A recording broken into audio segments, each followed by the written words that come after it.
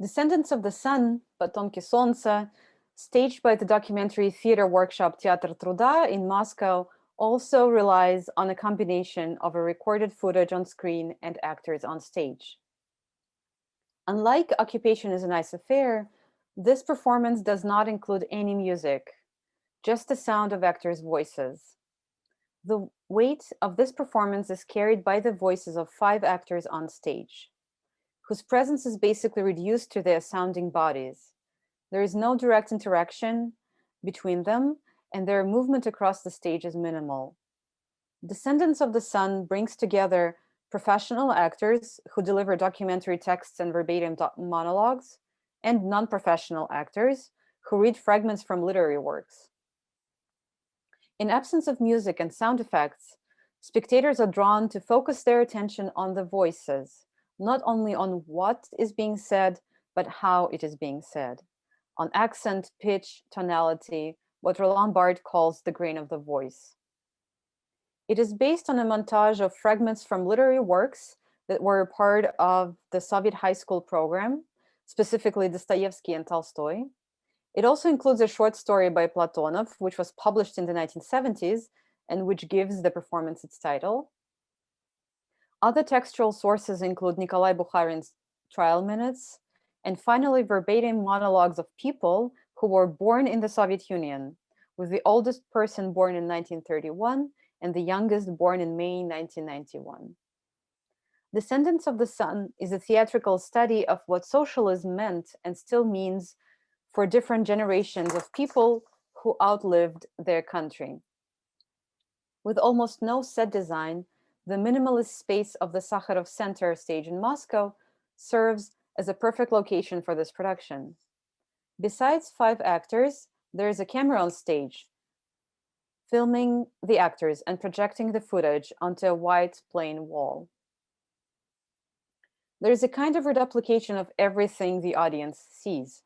However, even though the footage looks live, it is an illusion, and soon after the performance begins, an attentive spectator can start noticing slight and increasingly more apparent differences between the silent footage on the wall and the position of the actors on stage, the movements of their lips as they pronounce their lines.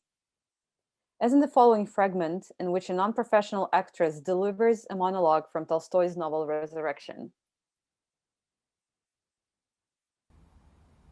Войдя в кабинет, он защелкнул дверь, достал из шкафа с бумагами с нижней полки 2 гири и сделал 20 движений. Вверх, вперед, бок и вниз. Потом 3 раза легко присел, держа гантель над головой.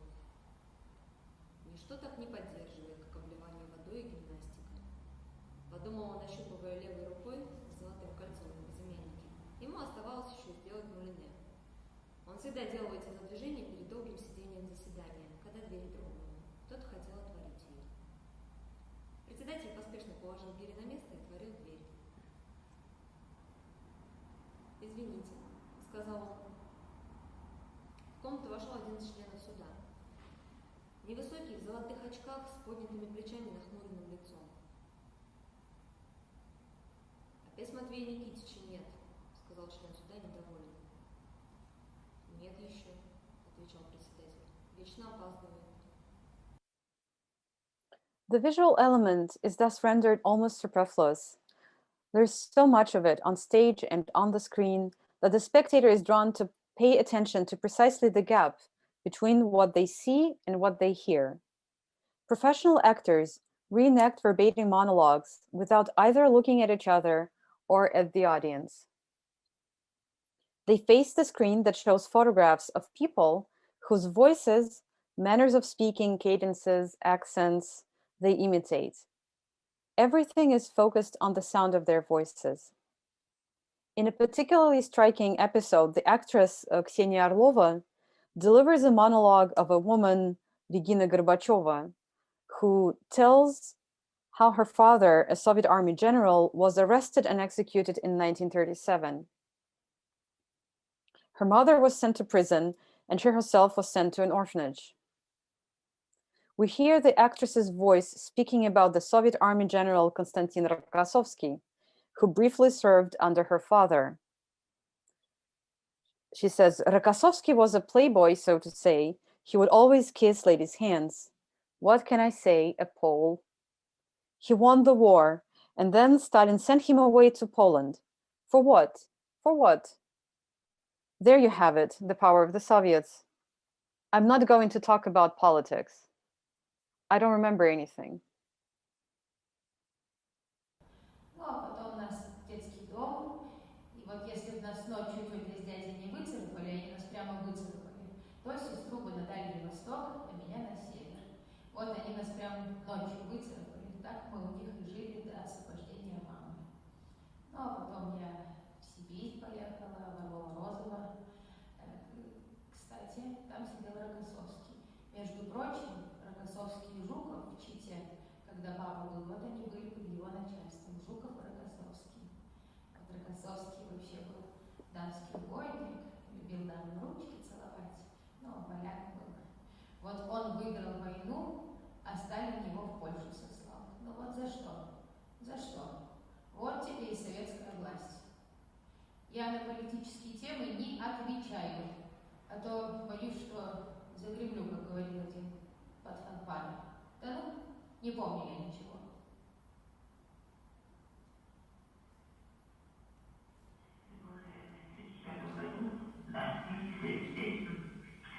Мама рассказывала, вообще был дамский войник, ну, вот поляк, а ручки целовал много.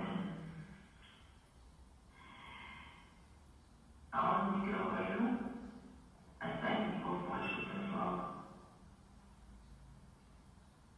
Вот зачем? Ну зачем? Вот вам советская власть. Зачем? Я на политические темы не отвечаю, а то я боюсь, что загремлю, как говорил один пацанка. Да? Не помню я ничего.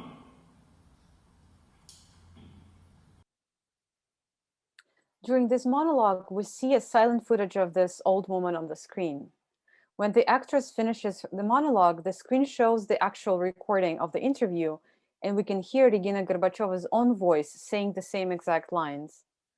This episode is one of the kind in Descendants of the Sun, the only instance when the audience can hear and compare the voice of the person and the voice of the actor voicing their words. The actors' voices on stage in this production are not simply vehicles for the text the audience hears, but they organize, hold together, and move the performance forward. In the words of the scholar of sound and theater, Mladen Avadija, the immanence, fluidity, and sensuality of the human voice and the expressiveness of stage sound, traditionally considered secondary to the primacy of the text, are essential elements of the performativity and scenic dynamics that propel dramaturgy in contemporary theater. Although the fragments are connected thematically, it is a particular rhythmical and melodic structure of the vocal sound that plays a more important compositional role. The audience registers slight changes in the actors' voices as they transition from one person to the next. With these transitions, the spectator also becomes aware of what it is in this particular person's manner of speaking, tonality, accent that is different. The performance, guided by the musical voice leading principle, teaches its audience to recognize these individual traces, almost in a way comparable to individual melodies. These voices are not to be given, but instead they actively shape the audience's perception and sharpen the spectator's acuteness when it comes to understanding the performance as an integrated whole and paying attention to the grain of the voice. Descendants of the Sun ends with an improvisational sound piece designed by the composer Dmitry Vlasik to be performed by the actors. In the performance finale, the screen shows a video of a country road shot from a distance, with roadside grass and shrubbery occupying the bottom third and the sky occupying the top third of the screen space. White letters appear at random against the blue of the sky, spelling out words and fragments of phrases that we just heard voiced by the actors. As the video goes on, the actors place themselves around the audience in the dark and improvise a musical piece consisting of claps, whistles, humming sounds, as well as the sounds of friction of small metal spheres rotating in clay pots.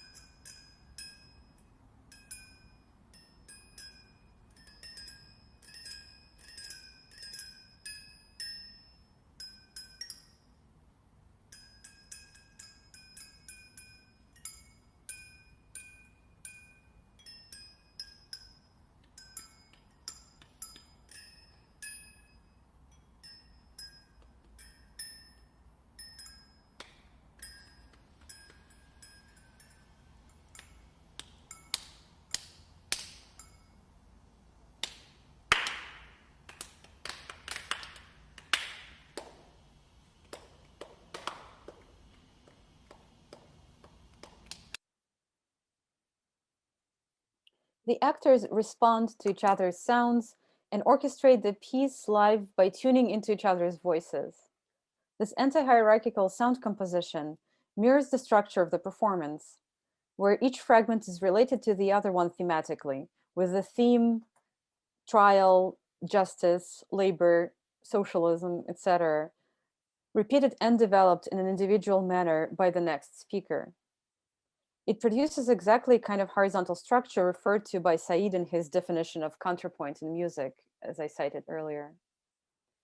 In conclusion, voice leading rests upon the principles of harmony and counterpoint. It suggests I suggest the reading of documentary theatrical productions that incorporate individual speaking and singing, mediatized and live voices, which allows for an understanding of an ethical work that these productions do, besides providing an analysis of their aesthetics. Voice leading here refers not only to a melodic structure, foregrounding counterpoint, but also to the way in which the sound of voices leads the performance and signifies agency. Documentary theater that so often presents itself as giving a voice to the voiceless, here replaces a hierarchy of narrative with a horizontal structure of repetition, improvisation, and response.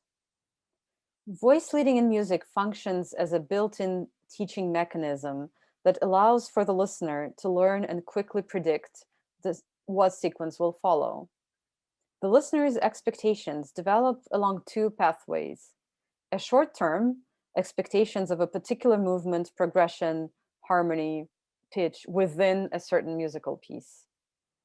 And a long-term, expectations of a particular style of music, recognizable as such within a particular set of cultural conventions.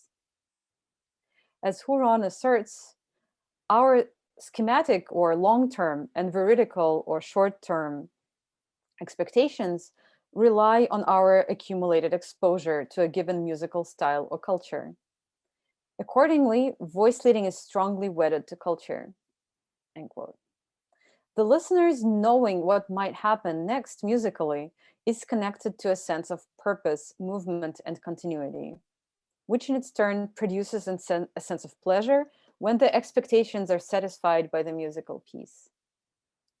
In reading the works of contemporary Russian documentary theater contrapuntally, to borrow Said's formulation, in my presentation, I attempted to show how, following the logic of voice leading, these works produce the effect of continuity for the spectator listener, and a sense of pleasure as well.